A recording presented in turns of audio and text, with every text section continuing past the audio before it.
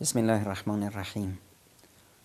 اینی که بگی من خوبی میکنم و جز بدی تو چشم نمیاد، دروغ میگی، امکان نداره، اشتباه تصور میکنی، خودتو داری گول میزنی. خداوند متعال میفرماد هل جزاء الاحسان الا الاحسان، جزای احسان خوبی غیر از خوبی نیست.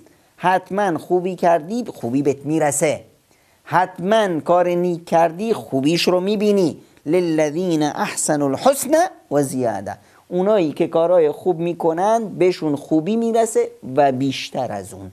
پس کار خوب کن و از هیچ کسی هیچ توقعی نداشته باش و مطمئن باش که پژواک این خوبی برمیگرده به خودت خوبی.